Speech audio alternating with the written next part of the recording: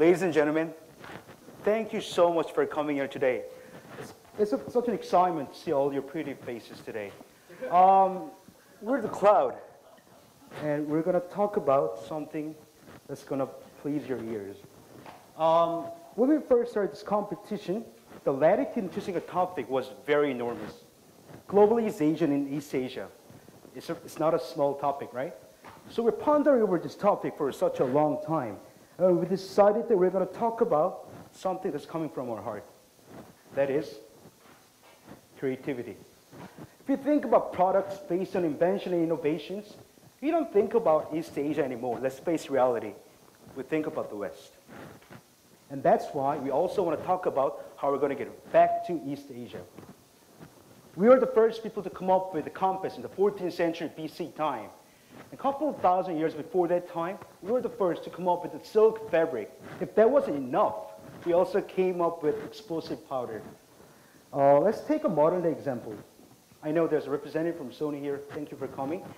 Everybody knows about the Walkman and Panasonic's iconic product, CD players. Of course, we have to put Samsung somewhere in it, made in Korea.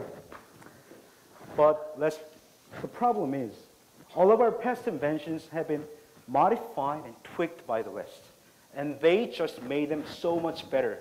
Take the compass, for example. We invented it, but the problem was they made it into such a better system of a navigational tool. And what did they do? Columbus used this tool to find a new world. And same thing with explosive powder. We invented it, but they used it to come up with artillery. And what did they do with us? They colonized most parts of Asia. That's not fair. And also, the electronics devices market. Who's taking the lead in this market? Not us anymore. It's the US. It happened in the past. It's still happening right now at this moment. Why? Because every innovation in East Asia has always ended up being a monopoly. What it means is that there wasn't enough market for competition. When there's no competition, no innovation. And also, there wasn't enough resources. At the time, we're agrarian culture. Most of the people are farmers. So they're just busy trying to survive. Their life was tough. And also, the concept of ownership was not established at the time. What it means is that every innovation that we invented becomes government's property. It's like communism.